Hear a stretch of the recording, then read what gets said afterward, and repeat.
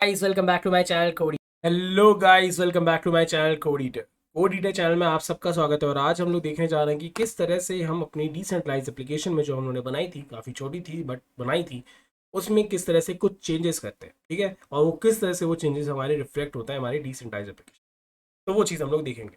But उससे पहले कि अगर आप लाइक कभी कुछ कल लोगों को मैंने देखा है, कुछ लोगों के मैसेज है, उनको प्रॉब्लम हुई कि किस तरह से एक्सेस करते हैं, किस तरह से ये रन करते हैं कमांड्स को। तो वो मैं समझ भी सकता हूँ क्योंकि कमांड लाइन है और कमांड लाइन में शुरू शुरू में दिक्कत होती है अगर आपने कभी कमांड लाइन यूज़ नहीं की है। मुझे भी शुरू में होती थी।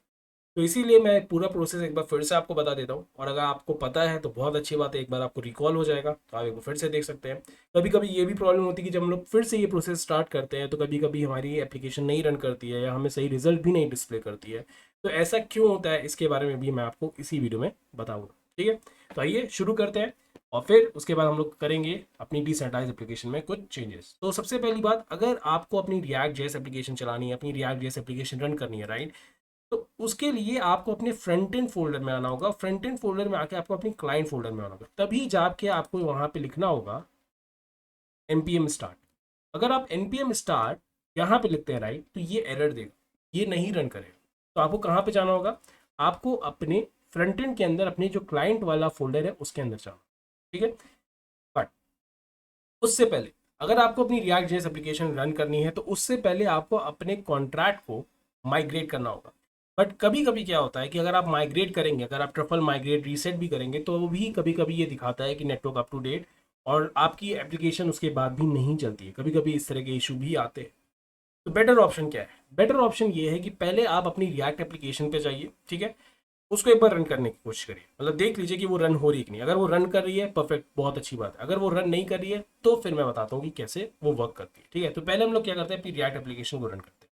तो पहले हमें जाना होगा अपने क्लाइंट फोल्डर में, क्योंकि वहीं पे हमारी रिएक्ट एप्लीकेशन है। तो मैं अभी इथेरियम फोल्डर में हूँ। अब इथेरियम से मैं जाऊँगा वेब में, वेब के बाद मैं जाऊँगा फ्रंट एंड में, और उसके बाद मैं जाऊँगा अपने क्लाइंट में। अब जाके मैं npm स्टार्ट करूँ। ठीक है, अभी इसको हम npm स्टार्ट करते हैं और अपना गैनाश ऑन रखिएगा, अदरवाइज एरर आएगी। ठीक है, आपका गैनाश ओपन होना चाहिए, चलते रहना चाहिए, उसी पे डिप्लॉयमेंट होगा, राइट। तो यहाँ पे हमारा ये विंडो ओपन हो गया है। अब देखते हैं कि हमारा ये सही रिजल्ट दे रहा है कि नहीं। ठीक है, अभी पता चल जाएगा, तो थोड़ा वेट करते हैं, थोड़ी देर में ये चीज़ हो जाएगी। और ये हमारी रिएक्ट एप्लीकेशन चल गई है। अब हमें अपने मेटामास्क के यहाँ पे पासवर्ड डालना होगा, सिंपली। ठीक है, तो पहले माइग्रेट मैंने नहीं किया है, पहले मैं आ रहा हूँ रिएक्ट एप्लीकेशन को चला रहा हूँ, पहले चेक कर रहा हूँ कि ये चल रही है कि नहीं सही से। अगर नहीं चली होगी तब हम माइग्रेट करें। ओके, ठीक है, तो ये हमारा हो गया है। यहाँ पे अकाउंट है और ये ट्रांजैक्शन फीस मांग रहा है जो कि हमें कंफर्म करनी है। ओके, तो अगर इस पर्टिकुलर केस में देखा जाए तो मेरी रिएक्ट एप्लीकेशन परफेक्टली वर्क कर रही है, क्योंकि यहाँ पे स्टोर्ड वैल्यू 2 आ रही है। और अगर हम अपनी ऐप डॉट जे एस में जाएँ, ऐप डॉट जे एस में जाएँ, ये हमारे क्लाइंट्स में है, right, app dot J S. तो यहाँ पे भी मैंने वैल्यू 2 ही पास की हुई है। तो ये एकदम सही है, मेरी केस में एकदम सही से वर्क कर रही है, तो मुझे कुछ भी नहीं करना है। बट हो सकता है कि आपके केस में ये सही से वर्क ना कर रही हो। आपके केस में हो सकता है यहाँ पे वैल्यू 0 आ रही हो, या फिर कुछ उल्टी सीधी आ रही हो, मतलब कि जो यहाँ पे आपने पास किया है वो नहीं आ रही हो, यहाँ पे आप जो सेट 2 में जो पास कर रहे हैं वो नहीं आके कुछ और आ रही हो। तो उस पर्टिकुलर केस में आपको क्या करना है मैं बता देता हूँ। सिंपली आप अपनी रिएक्ट एप्लीकेशन रन कराइए। अगर वो सही से नहीं चल रही है तो कुछ नहीं करना है, आपको दबाना है यहाँ पे कंट्रोल सी। मतलब इससे क्या होगा, आपकी रिएक्ट एप्लीकेशन स्टॉप हो जाएगी इस तरह से। वो कहेगा कि टर्मिनेट बैच जॉब्स, यहाँ पे टर्मिनल पे देखिएगा। ठीक है, थोड़ा सा मैं इसको कोशिश करता हूँ कि ये बड़ा हो जाए ताकि आपको दिख सके। अब मैं यहाँ पे करूँगा यस, तो ये हमारी रिएक्ट एप्लीकेशन बंद हो गई है। इसके बाद आपको क्या करना होगा, अपने कॉन्ट्रैक्ट को माइग्रेट करना होगा। ठीक है, बस उसके बाद फिर से आपको अपनी रिएक्ट एप्लीकेशन चलानी होगी, ट्रफल माइग्रेट रीसेट, सिंपली ये करना होगा। ठीक है, इसके बाद आपको माइग्रेशन के बाद फिर से आप अपनी रिएक्ट एप्लीकेशन चलाइएगा, आपकी एप्लीकेशन सही से चलने लगी। तो यहाँ पे हमारा माइग्रेशन फिर से हो रहा है, होना भी चाहिए, तो ये हमारा माइग्रेट हो गया है। अब इसके बाद हम क्या करेंगे, npm स्टार्ट करेंगे। ठीक, अब आप देखेंगे अगर आपकी एप्लीकेशन में कोई दिक्कत हुई होगी तो वो वापस से सही से रन करने लगे।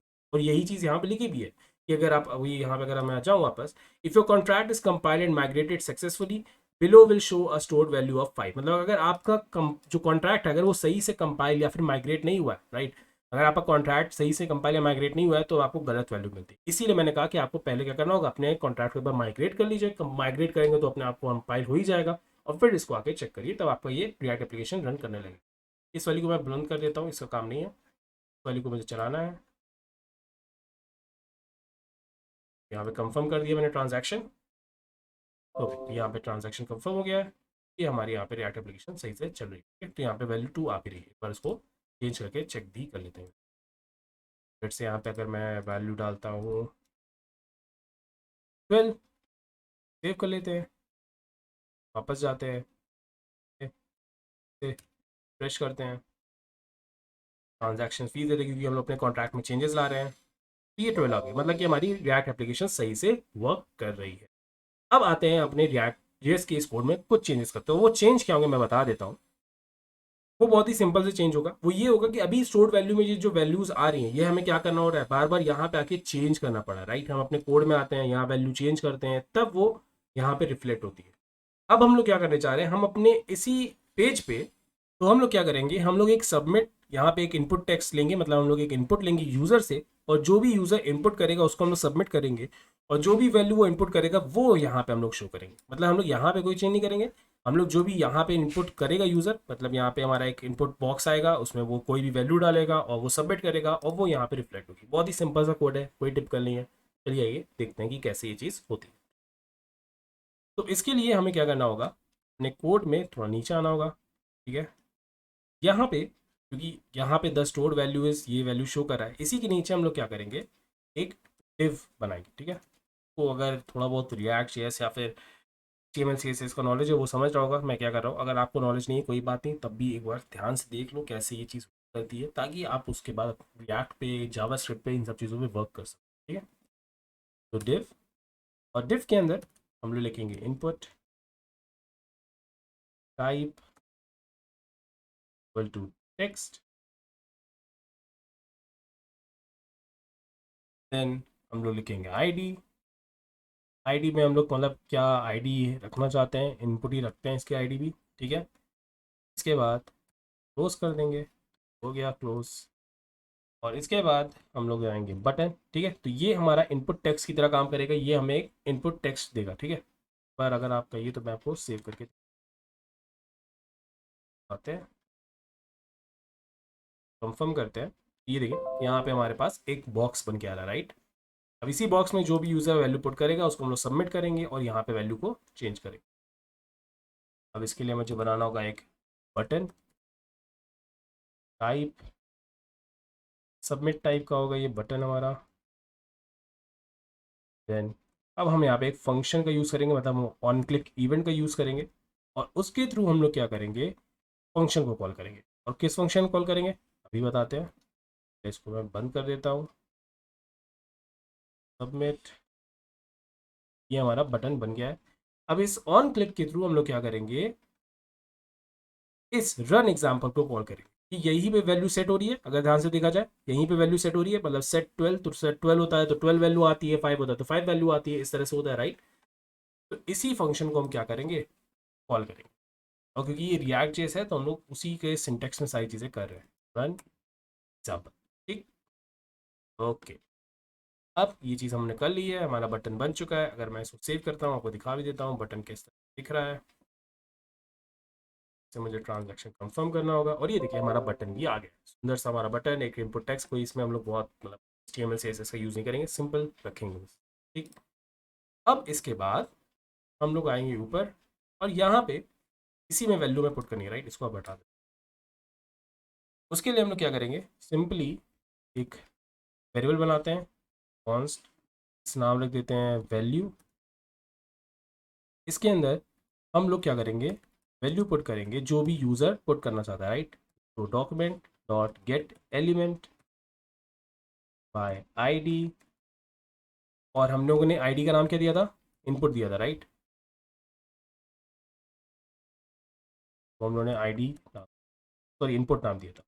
और इनपुट की, अब हमें इनपुट से तो काम नहीं है, मतलब इनपुट को अब हमें किस में कन्वर्ट करना होगा, वैल्यू में कन्वर्ट करना होगा, राइट। पहले हमें इसको इनपुट को वैल्यू में कन्वर्ट करना होगा, डायरेक्टली रॉ फॉर्म में तो हमें चाहिए नहीं, हम इसको वैल्यू में फॉर्म कन्वर्ट करेंगे। और अब हमारे यहाँ पे काम हो गया है, बस अब हमें क्या करना है, सिंपली ये जो वैल्यू है इसको यहाँ पे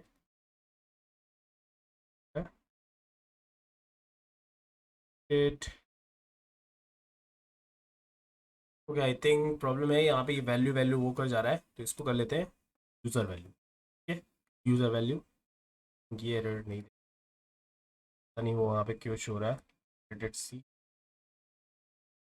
ठीक है, इस पर सेव करते हैं। अभी भी ये कुछ दे रहा है, क्या हो रहा है?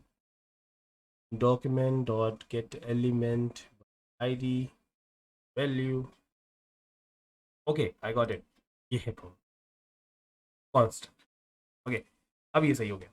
ओके, तो हमारा यहाँ पे ये सक्सेसफुली चल रहा है, कंपाइल हो चुका है। अब हम लोग आते हैं अपने ब्राउज़र पे वापस से, सो करते हैं refresh, confirm, confirm. Okay, now let's see. ठीक है, अब इसमें हम लोग कोई वैल्यू ट्रांसफर करते हैं। लेट्स से मैं इसमें 54 ट्रांसफर करना, 4। Okay, submit it. Okay, that's nice. Confirm. And here it is. So हमारी एप्लीकेशन परफेक्टली वर्क कर रही है। इसको हम लोग फिर से चेक कर लेते हैं। 90 और एक बार submit, confirm, and it is working wonderful, right? तो हमारी एप्लीकेशन सक्सेसफुली सही से वर्क कर रही है। तो इसी तरह से हम लोगों ने देख लिया कि किस तरह से हम अपने रिएक्ट जेएस से इंटीग्रेट करते हैं अपने स्मार्ट कॉन्ट्रैक्ट को, और साथ ही साथ किस तरह से अगर हम थोड़े बहुत भी चेंजेस अपने रिएक्ट जेएस, अगर हमें रिएक्ट जेएस का आइडिया है या फिर जावास्क्रिप्ट का आइडिया है, तो हम लोग सिंपली कुछ चेंजेस करके अपने फ्रंट एंड में यहाँ पे वो चेंजेस रिफ्लेक्ट कर सकते हैं। कॉन्ग्रेचुलेशंस फर्स्ट ऑफ ऑल पूरा कोर्स कंप्लीट करने के लिए। अगर आपने कोर्स नहीं भी कंप्लीट किया है कोई इशू नहीं, अगर आपने ये वीडियो भी देखा है तो भी कॉन्ग्रेचुलेशन ये वीडियो कंप्लीट करने के लिए। तो आई होप आपको ये कोर्स कंप्लीट करने में मज़ा आया होगा, मुझे बहुत मज़ा आया। एंड अब हम लोग मिलते हैं अपने नेक्स्ट कोर्स में, और नेक्स्ट कोर्स के लिए मैं वोटिंग बहुत ही जल्दी स्टार्ट भी करने वाला हूँ। अगर आप अभी भी मेरे इंस्टाग्राम से नहीं जुड़े हैं तो आप मुझसे इंस्टाग्राम पे जुड़ सकते हैं। ये है मेरी इंस्टाग्राम की आईडी, आप मुझसे यहाँ पे जुड़ सकते हैं, क्योंकि हम लोग जो भी कोर्स अपने यहाँ डिसाइड करेंगे वो हम लोग वोटिंग के थ्रू ही डिसाइड करते हैं, अपनी इंस्टाग्राम आईडी के थ्रू ही वो करते हैं। वहाँ पे आप वोट करते हैं और उसी के बेसिस पे मैं फिर नया कोर्स लाता हूँ। तो आने वाला है अब हम लोग का जावास्क्रिप्ट का कोर्स, और उसके बाद फिर हम लोग देखते हैं कि हम लोग कौन सा नया कोर्स लाएंगे। वो डिपेंड करेगा, जैसे कि मैंने कहा, हमारी वोटिंग पे। तो अगर आपको वीडियो अच्छा लगा है तो प्लीज़ इसे लाइक करना मत भूलिएगा। अगर आप मेरे चैनल पे नए हैं तो इसको सब्सक्राइब करना मत भूलिएगा। और अगर आपके मन में कोई डाउट है तो कमेंट करना मत भूलिएगा। तो मिलते हैं हम लोग नेक्स्ट वीडियो में, तब तक के लिए बाय बाय।